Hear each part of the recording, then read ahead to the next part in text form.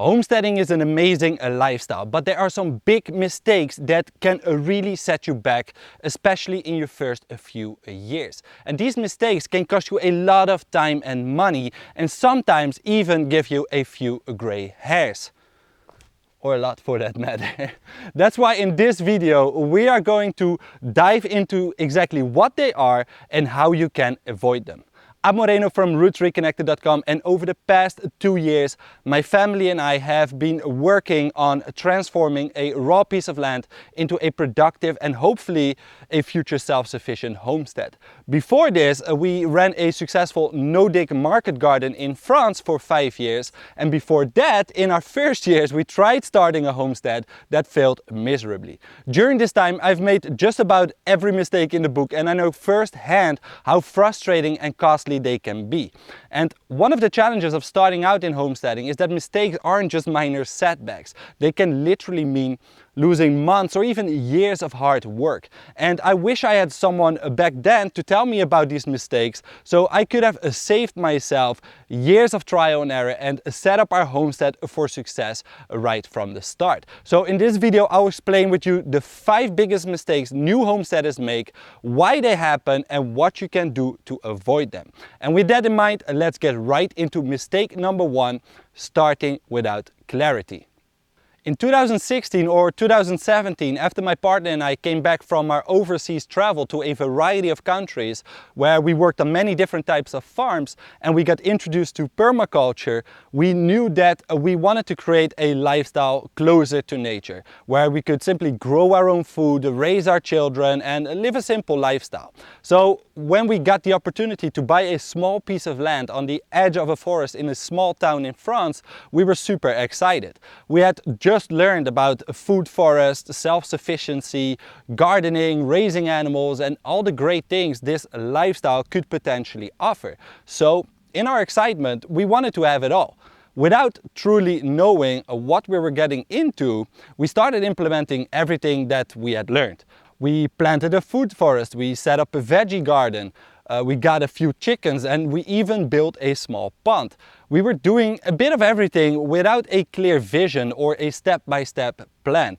And as a result, as you can imagine, our efforts were all over the place. We were stretched thin, trying to manage all these different projects, and it felt like we were constantly putting out fires instead of building the lifestyle we had in mind. This lack of clarity cost us a lot of valuable time, energy, and resources. And instead of creating a productive homestead, we ended up with a lot of half-finished projects and quite a bit of frustration. And after doing that for a while, we decided that we couldn't continue on the same path, and it was time for us to turn things around.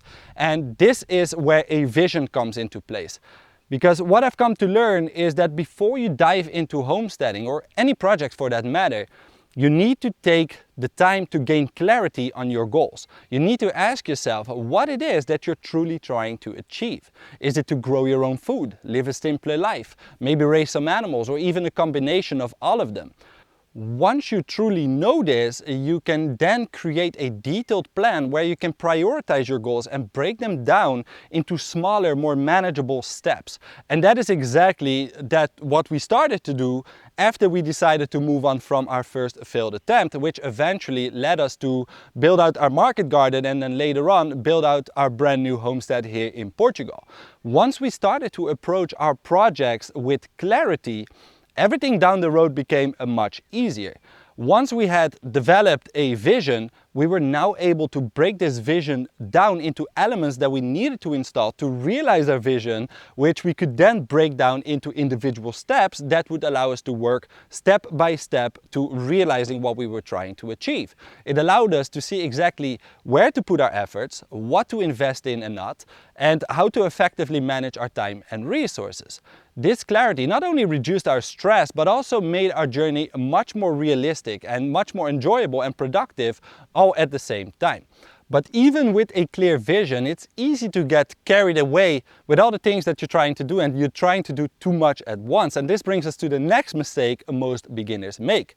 Mistake number 2, taking on too much at once.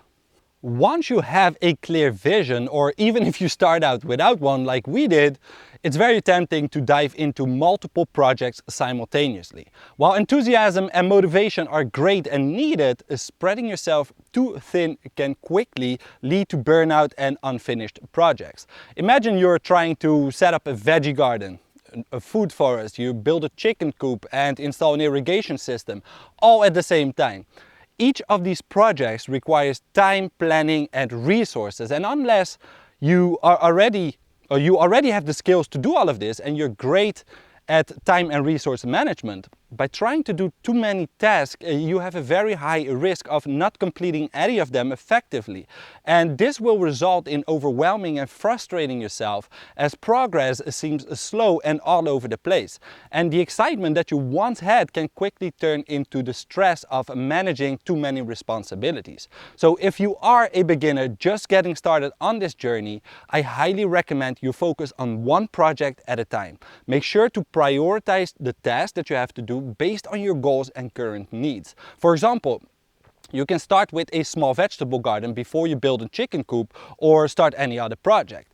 Once you start to approach installing your homestead like this and you complete one task before moving on to the next, you can then make sure that the effort and resources that you put into it will deliver quality work. And this is what's going to boost your confidence and will keep you motivated in the long run. Taking on too much at once also often leads to underestimating the time commitment required for each task. And this is the next mistake many beginners make.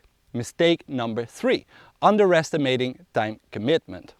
Homesteading can be a time-intensive lifestyle. Many new homesteaders underestimate the daily, weekly and seasonal time commitments required to maintain a productive homestead. Especially if alongside building out your homestead, you work a full-time job, you have a family to take care of, and occasionally you maybe even want to have a little bit of time for hobbies or simply some downtime. It's easy to constantly feel behind on schedule. We've all been there, that we've been planning a nice relaxing afternoon in the garden, but instead you find yourself rushing to complete certain tasks. This mistake can cause you to neglect important chores, which can affect the overall productivity of your homestead, and it can also start to affect your own sanity. Over time, the stress of constantly trying to catch up will take away the joy of homesteading and will make it feel more like a burden than a rewarding lifestyle. Now, fortunately, it doesn't have to be this way. And once again, it all comes down to clarity and planning. Before you dive into the daily tasks, take a step back and create a realistic schedule that fits your life. Start out by listing some of the regular chores and seasonal projects you need to accomplish, and be honest about the time each task requires and how much time you can realistically dedicate each day and week. Also, in the beginning, think about downsizing some of the projects. Instead of starting with a large garden, begin with a smaller one, a more manageable plot.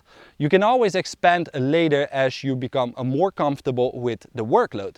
And if you find certain tasks overwhelming, consider outsourcing them or getting someone to help you. For example, you could hire help for building out your structures or setting up irrigation systems. This allows you to focus on the tasks that you enjoy or that are simply more manageable for you.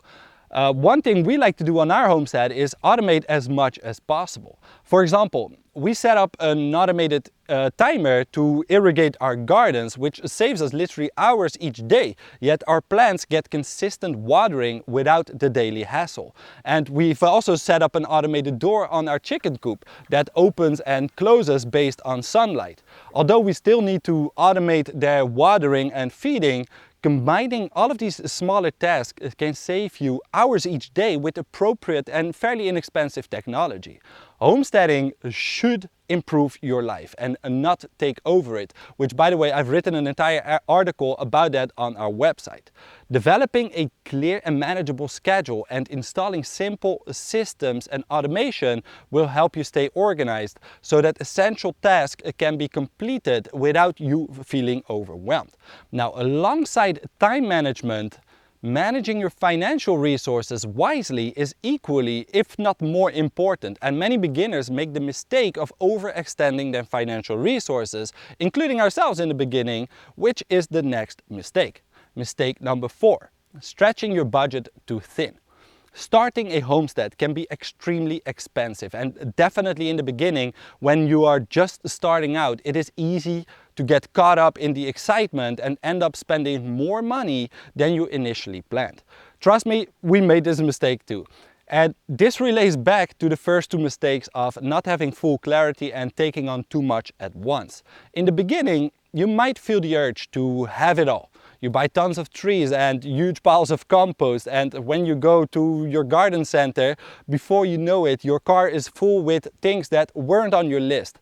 And very quickly, you've blown through your budget, and the stress of financial pressure starts to overshadow the joy of building out your homestead. We've probably all been there, dreaming of a perfect homestead with all the bells and whistles.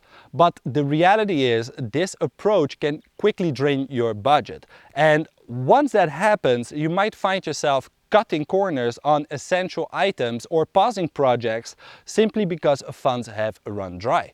This will slow you down and make it hard to keep the momentum going. Fortunately, it doesn't have to be this way, and just as with the previous mistakes, the key is to start small and prioritize your spending. In the beginning, you really need to focus on the essentials first and build up gradually from there. That's why on our homestead right now you don't see us installing many new projects other than maintaining what we have and installing a few smaller ones. We now have our first small veggie garden and poultry system in place, which provides us with a lot of food. We've done some major earthworks and planted a huge amount of trees, since they take quite a bit of time to mature, but at least they are in the ground and will provide us with an abundance of food in the future. We are completely self-sufficient in water and energy with the systems that we've put in place. And now that our basic needs are pretty much secured, our next step is to build a comfortable home, which is what we're saving up for. But believe me, I would love to expand our gardens. I would love to build another massive swale with food forests on them and build another huge pond right here in front of the garden. We'd love to have some goats and an additional large water tank on the top of our property. The reality is, if you don't have the funds yet, you need to take it a step at a time, as hard or frustrating that may be. The last thing that you want is to spread your budget too thin and end up unable to finish any of your projects. This will only lead to more frustration and stress, and it will make it difficult to see the progress you're working so hard to achieve. The 5 years of commercial farming that we've done really has helped us a lot to gain a much better and stronger financial understanding of how to approach all of these projects. And most of it comes down to creating a simple financial plan. So if you want to avoid stretching your budget too thin, list out all the elements and all the items and projects you need to get started and prioritize them based on your immediate needs and long-term goals. And then once you've done that, simply stick to your budget and avoid impulse purchases that can quickly add up. This approach will keep your finances in check and will actually allow you to enjoy the journey without unnecessary stress. And then combining all of these mistakes brings us to the last one. Mistake number 5, starting without a plan. Although we've briefly covered some of the parts of a plan in the previous mistakes, there's actually a simple 4-phased process that I found to be extremely helpful for starting a homestead. This is the exact method that we used to first develop our market garden, and it's also the approach we now take with developing this homestead.